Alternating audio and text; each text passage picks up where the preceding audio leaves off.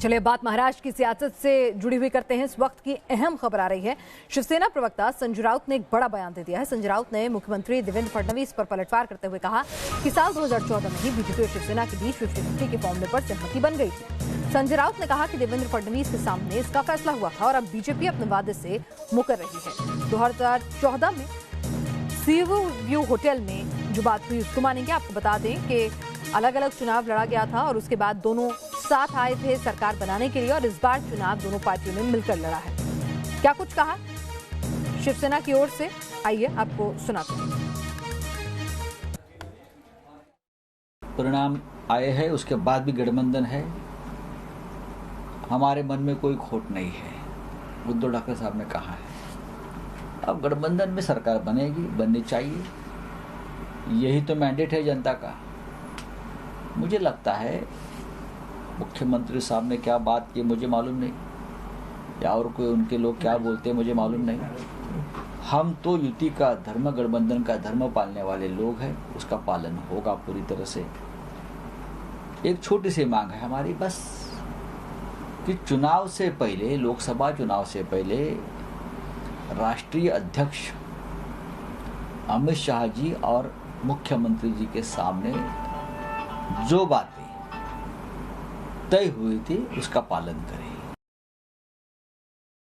लेकिन अगर कोई कहता है कि ये बात नहीं हुई है तो होटल ब्लू सी में जो प्रेस कॉन्फ्रेंस हुई थी, पूरे देश का मीडिया वहां पूरा रिकॉर्ड कर रहा था। खुद मुख्यमंत्री का बयान भी आप सुन लीजिए। मुख्यमंत्री साहब ने यह स्पष्ट कहा है, उसमें उद्धव जी ने भी कहा है और वहाँ अमित शाह जी वहाँ साक्षीदार के रूप में बैठे हैं, विटनेस के रूप में। ये कहा है सीएम साहब ने हमारे कि विधानसभा में जो भी होगा, सत्ता और पदों का जो बंटवारा है, जो वाटप है, वो आधा आधा होगा। उसका मतलब आप ऐसे समझ लीजिए कि उनके साथ वो खड़े थे। पदों का और सत्ता का 50-50 का जो बंटवारा है, उसका अर्थ क्या होता है? क्या मुख्यमंत्री या कोई पद नहीं है क्या? देखिए, मुख्यमंत्री है, कोई भी मुख्यमंत्री, कोई भी प्रधानमंत्री, कोई भी मेयर जो अपने पद पर है वो कभी अपनी कुर्सी नहीं छोड़ना चाहते। कोई भी, पूरे देश ने, पूरे विश्व में ये है। तो आखिर तक कोशिश करते हैं कि हम इस पद पर रहें और उसमें कोई गलत भी नहीं है। एक पार्टी की लाइन होती है। इस बीच संजय राउत का बयान आया है देवेंद्र फडणवीस के उस बयान के जवाब में जो उन्होंने अब से थोड़ी देर पहले दिया था, जहां पर वो कह रहे थे कि उन्हें इस बारे में कुछ जानकारी है ही नहीं, 50-50 की कोई बात हुई ही नहीं थी। हमारे साथ इस वक्त पंकज मिश्रा, हमारे संवाददाता, जुड़ चुके हैं।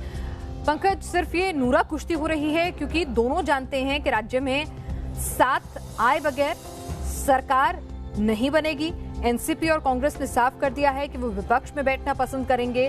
तो क्या सिर्फ और सिर्फ ये दबाव बनाने की कोशिश है?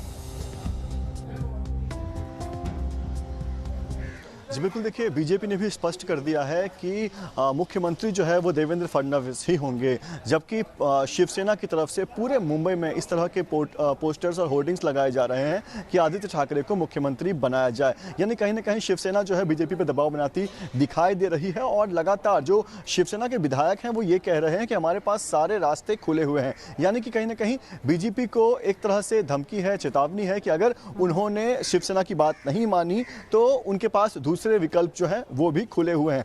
लेकिन बीजेपी झुकती हुई दिखाई नहीं दे रही है। हालांकि कुछ देर पहले ही देवेंद्र फडणवीस का जो 50-50 वाला जो बातचीत चल रही है उसको लेकर देवेंद्र फडणवीस ने अपनी सफाई दी है। उन्होंने कहा है कि उस वक्त वो वहां पर मौजूद नहीं थे जब उद्धव ठाकरे और अमित शाह में 50-50 को लेकर और सीएम के कुर्सी के बंटवारों को लेकर बातचीत हो रही थी। तब सिर्फ उद्धव ठाकरे और अमित शाह वहां पर थे, इसलिए उन्हें इस बात की जानकारी नहीं है। यानी कि साफ तौर पर एक तरफ जहां देवेंद्र फडणवीस पहले ये कह रहे थे कि इस तरह की कोई बात नहीं हुई है, तो वहीं अब वो ये कह रहे हैं कि वो उस वक्त वहां मौजूद नहीं थे। अगर इस तरह की बातें हुई भी है तो उन्हें इस बात की जानकारी नहीं है। वहीं संजय राउत ने जो अपना बयान दिया है कि देवेंद्र फडणवीस ने खुद होटल सी रॉक में जो है इस बात की अनाउंसमेंट की थी, तो अब शिवसेना उस क्लिप को जो है वो वायरल कर रही है, जब देवेंद्र फडणवीस ये कहते नजर आ रहे हैं कि विधानसभा में जो भी नतीजे आएंगे उसके बाद दोनों ही जो पक्ष हैं उनमें सीटों का जो मंत्रालय का बंटवारा जो है वो आधा आधा होगा। यानी अब शिवसेना जो है कहीं ना कहीं बीजेपी पर दबाव बना रही है, लेकिन अभी तक दोनों ही पार्टी आमने सामने बैठकर कुछ भी चर्चा उन्होंने नहीं की है, क्योंकि देवेंद्र फडणवीस ने खुद कहा है कि जो भी बातें उन तक पहुंच रही है वो अखबारों के माध्यम से या दूसरे रास्तों से उन तक आ रही है। अभी तक उनके सामने सीधे रूप से शिवसेना ने कोई प्रस्ताव नहीं रखा है। बुधवार को बीजेपी के विधायक दल की बैठक है, देवेंद्र फडणवीस जो है विधायक दल के नेता चुने जाएंगे और उसके बाद उद्धव ठाकरे से उनकी मुलाकात होगी और जो भी तस्वीरें हैं चलिए बहुत दिलचस्प होगा कि वाकई में आदित्य ठाकरे अपने पहले ही चुनाव के बाद इतने परिपक्व नेता हैं कि उन्हें सीएम की कुर्सी पर बैठाया जा सके, भले ही 50-50 फॉर्मूले के तहत, या फिर ये आदित्य ठाकरे की भी इमेज पोस्टरिंग है कि आप उनका नाम इस तरह से उछालें, चाहे साल 2 साल बाद ही सही या फिर अगले चुनाव तक ही सही, आदित्य ठाकरे एक बड़ा चेहरा बनकर उभरे।